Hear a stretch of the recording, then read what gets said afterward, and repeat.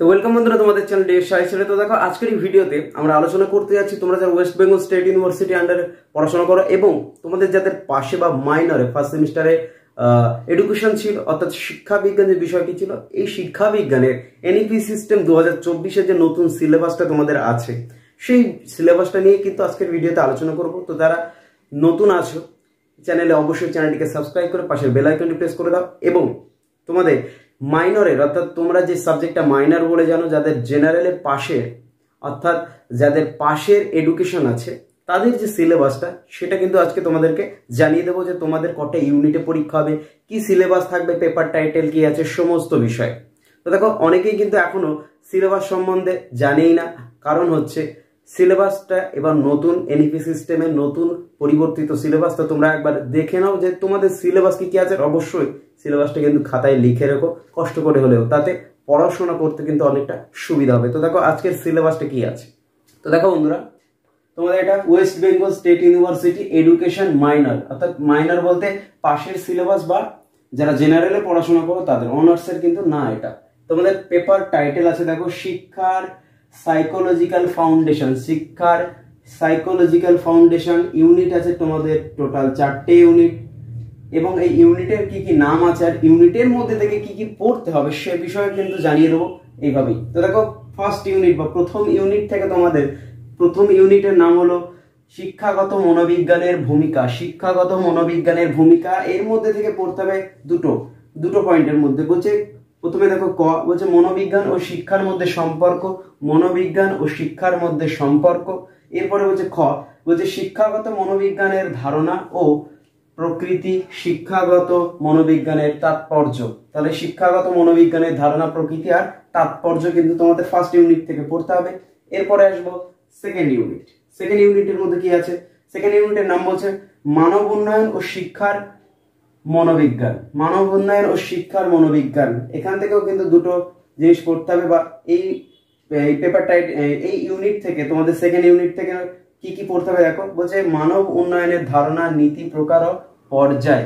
মানব উন্নয়নের ধারণা, নীতি, প্রকার ও পর্যায়, এটা তোমাদের ফার্স্ট পড়তে হবে। এছাড়াও পড়তে হবে বলছে খ শারীরিক, জ্ঞানীয়, নৈতিক বিকাশের ধারণা এবং শিক্ষায় এর তাৎপর্য। কি কি বললাম? শারীরিক, জ্ঞানীয়, নৈতিক বিকাশের ধারণা এবং শিক্ষায় এর তাৎপর্য, এটা হলো ইউনিট 2।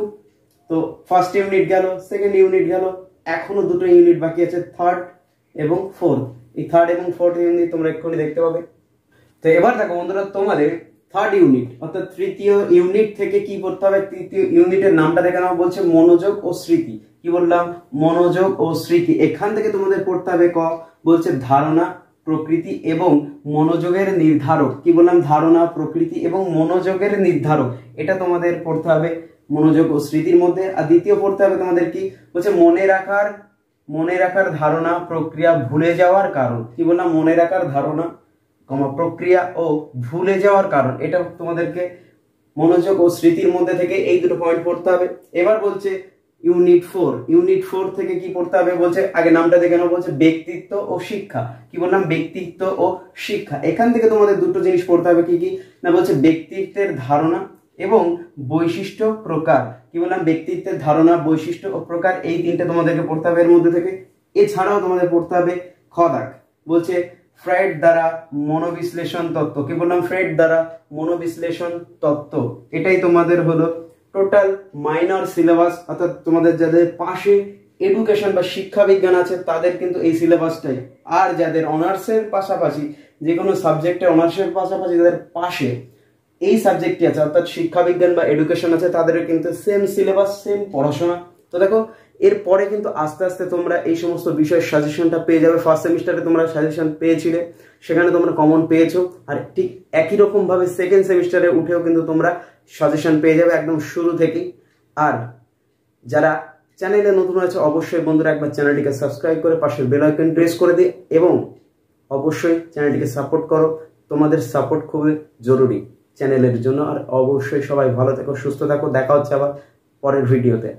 আর তোমাদের এছাড়াও কোন কোন সিলেবাস দরকার আছে সেই সমস্ত সিলেবাসের তোমরা আমাকে কমেন্টে জানাও, আমি যথাসাধ্যমতো চেষ্টা করব সিলেবাসগুলো বলে দেওয়ার। এছাড়াও তোমরা এর আগে দেখতে পেয়েছো ইতিহাস, বাংলা, ফিলোসফি সিলেবাসটাও কিন্তু গেছে, এরপরে রাষ্ট্রবিজ্ঞানের সিলেবাসটাও আসবে। তো আস্তে আস্তে সব আপডেট তোমরা কিন্তু কলেজ সম্পর্কিত সমস্ত আপডেট পেয়ে যাবে। তো অবশ্যই সবাই সাথে থাকো এবং পাশে থাকো।